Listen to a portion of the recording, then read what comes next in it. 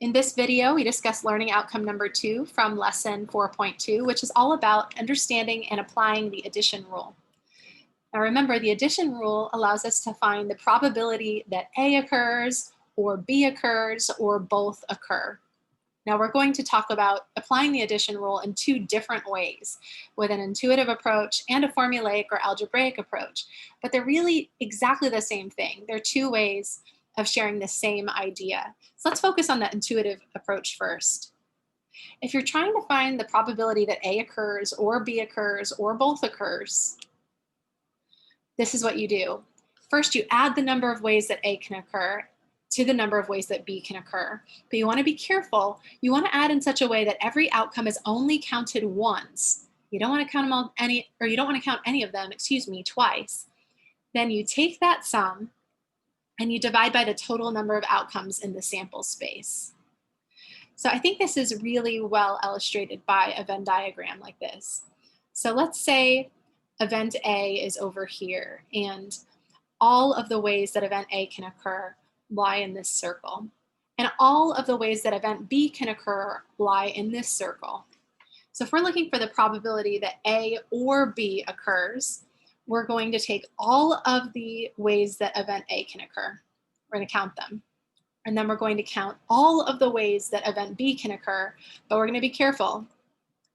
This overlapping section, we're not going to count it twice. So if we already counted those outcomes that are in the overlap when we counted the outcomes in event A, we're going to leave those alone. We're not going to count them again when we start counting the events in B. We just add all those together and then we divide by the total number of possible outcomes. And that's going to give us the probability that A or B can occur. Now this is equivalent to the following.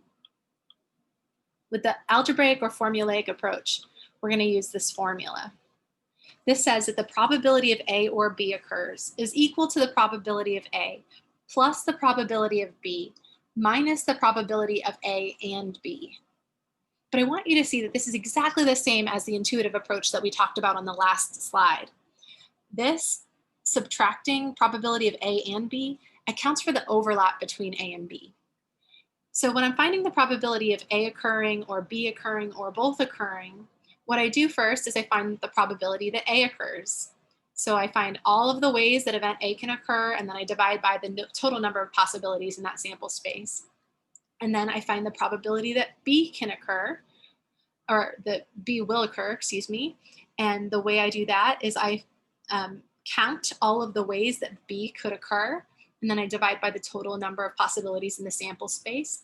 And if we add them together, you might think that you'd be good to go, but you're not. See, if there are elements or outcomes, that belong to event A and event B, you accidentally counted them twice. You counted them when you calculated the probability of A, and you also counted them, when you calculated the probability of B. So we don't want to count them twice, but we did count them twice. So how do we get rid of counting them twice? Well, we subtract one of those counts so that we only counted them once. So this subtracting the probability of A and B is subtracting the probability of these events in that overlapping section of the Venn diagram. And we're doing that because we counted it twice and we only want to count it once. So we're going to take away one of those times that we counted them. Does that make sense? I hope it makes sense.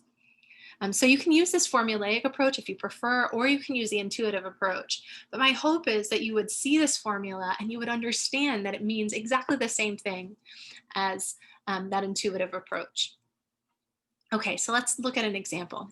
Let's say we're asked to find the probability of A or B given the events below. Event A is choosing a jack from a deck of cards. And event B is choosing a heart from a deck of cards. Now there are a few things that you need to know about decks of cards in order to find the probability of choosing a jack or choosing a heart or both.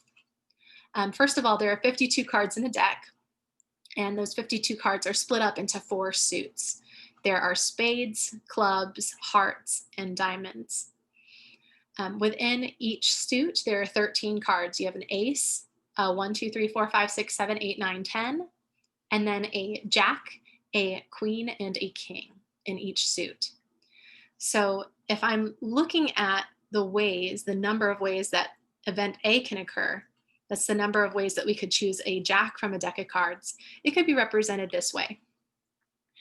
So we could have a jack of clubs, or a jack of diamonds, or a jack of hearts, or a jack of spades. All of those are listed here. And then the number of ways that we could choose a heart from a deck of cards is to choose the ace of hearts, the 1, 2, or the 2, 3, 4, 5, 6, 7, 8, 9, 10 of hearts, or a jack of hearts, a queen of hearts, or a king of hearts. And so we've got this here. Notice the overlap. That jack of hearts is a heart from that deck of cards, and it's also a jack from that deck of cards. So if I want to find the probability of selecting a jack or selecting a heart or both, I need to count the number of ways that we can get outcome A or event A, and the number of outcomes that lead to event B. But I don't want to count this jack of hearts twice. So I want to add these 4 over here to these 12 over here, and these 4 plus this 12 is going to give me 16. And then we'll say, well, there's 52 cards in a deck, so it's 16 out of 52, and then we'll simplify that. So I added this extra little bit here.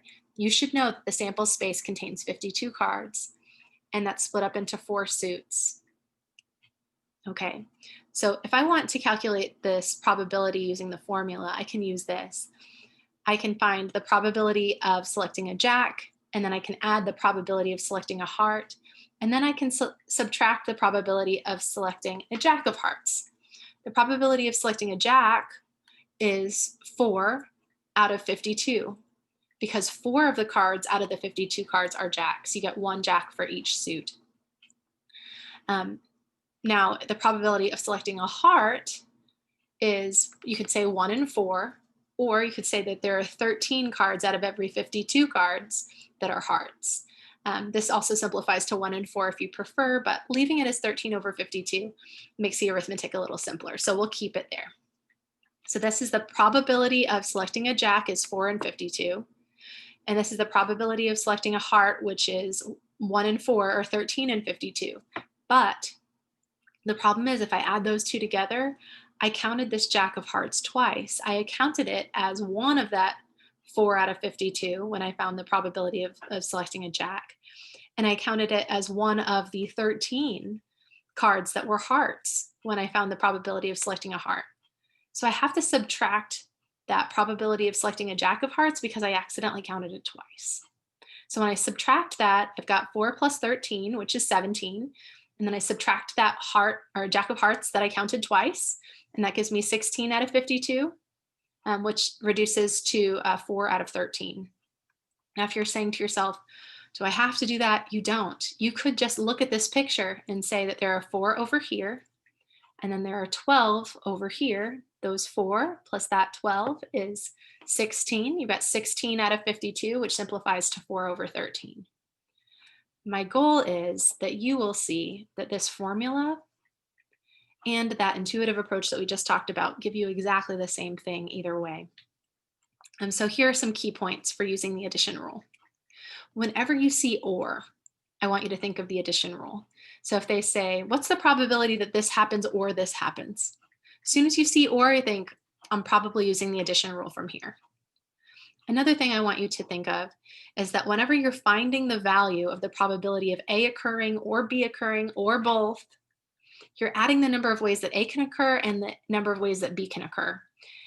But you have to be careful. You don't want to double count those outcomes where A and B occur at the same time. So just count them once rather than counting them twice. Or if you accidentally count them twice because you're using that addition rule formula, be sure to subtract the probability that both of those occur so that you don't count them twice. I hope that makes sense. Come see me if you need help.